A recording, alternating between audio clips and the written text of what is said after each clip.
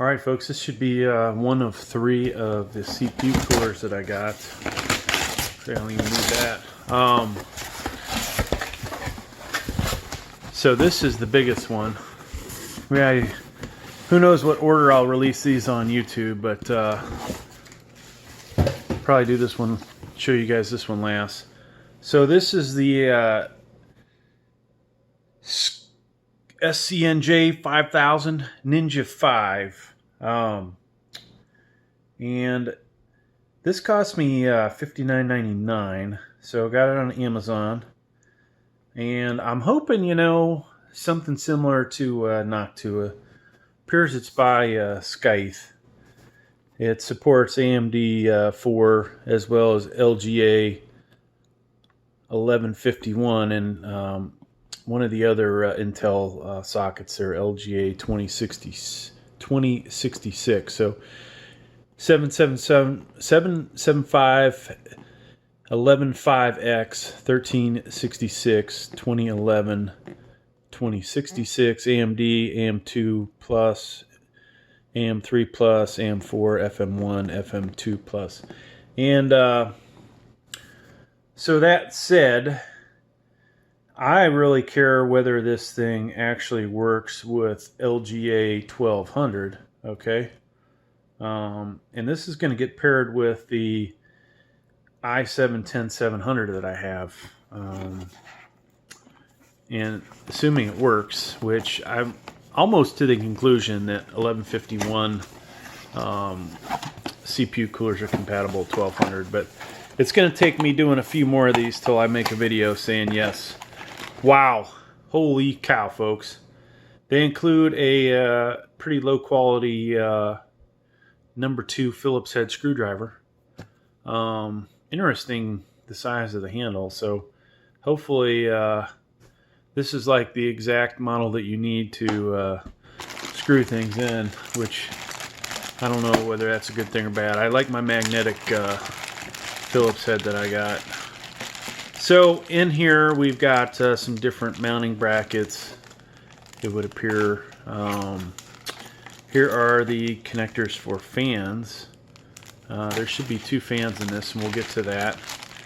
Here are, what would you call these? So the base plate goes on the opposite side of the motherboard, and these, well, I guess we'll just call them fasteners, will sit on the other side. And they will fasten to your mounting plate. And I will eventually install this on a LGA 1200 motherboard, so hopefully we'll have the link down below. These are the fasteners, though, that it's going to go into. And of course I'm losing parts. I've got some of these guys here that are supposed to secure your fasteners, but now here's some thermal paste. You can see all this empty space here, so odds are this is one or two uses only. And then another screw in the bag. Some other, we've already shown these, but here's some of the other fasteners. Potentially some, I don't know if that's going to be a rubber dampening pad. We'll find out. And so we have a splitter here.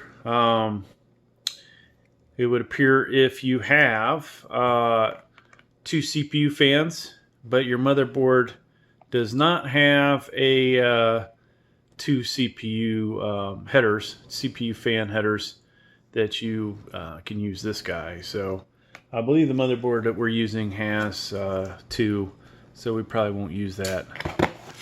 Instructions. This, you know, honestly, I know it's not as expensive as a Noctua fan of this price range, but you know, overall quality so far it looks promising. The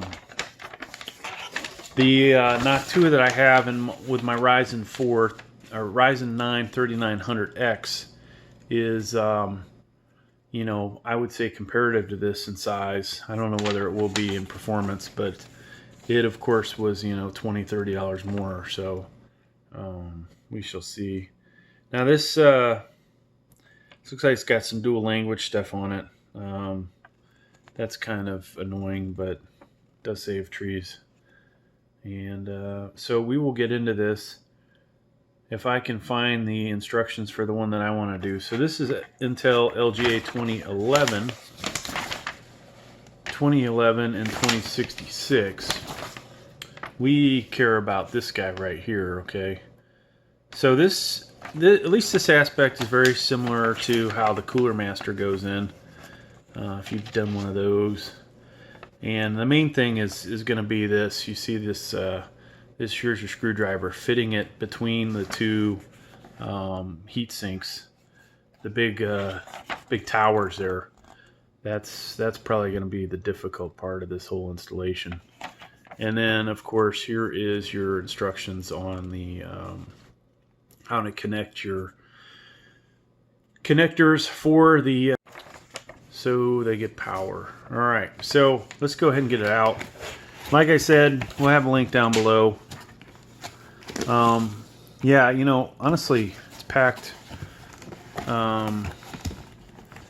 There it is. So they, whoop, knocked the fan over. They could have did this a little better probably. Knock 2 is a little too tight, and this has got some extra space, but if it's not damaged and it's in at an angle that's harder to get it out, right? You know, if it was upside down, this would be easier to grab a hold of. So let's get our fans out too, and then we'll talk some more about this.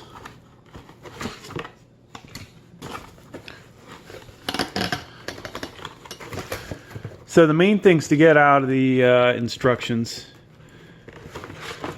which are probably not in here, is your airflow. And I think we've gotten everything else out of the box, folks. So this almost looks symmetrical when we look at it from this angle, right?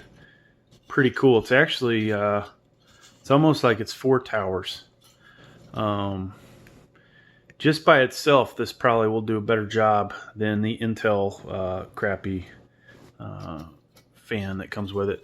Now here are those screws that you're gonna have to use, the special screwdriver. And if you have a longer one, that's all that you need, right? So we don't necessarily have to use this one. We just need a long number 2. And this, of course, on your CPU, you're gonna put your thermal paste, but you'll remove this plastic. Now, for our fans, we have to look at this. Obviously, reading the instructions, I will figure all this out. But okay, so looking at these fans, these are pretty nice. This is basically going to be your intake side. Okay, so when you put these 2 fans on here, you'll want basically to see one intake side, and the other side will be, you'll see this when you look at it. But as they're mounted on there, you're going to have it like this, right? So airflow is going to go, basically get sucked in here, exhaust out this side, and then it's going to come through to the other, across the heat sinks, and get sucked into the other side of this and exhausted out on this side. All right, so whether, you know, it would work if you did the 2 pushing against each other, probably not so well, or if you had them go in the opposite direction. The best way to cool a surface is to keep a nice nice air flowing across it. Okay, so that's gonna about do it for this video, folks. We are going to install this in the next one, as well as unbox a couple more. Thanks for checking out the video. Please like, please subscribe, and if you're interested in buying it, the link will be down below for Amazon. Thank you.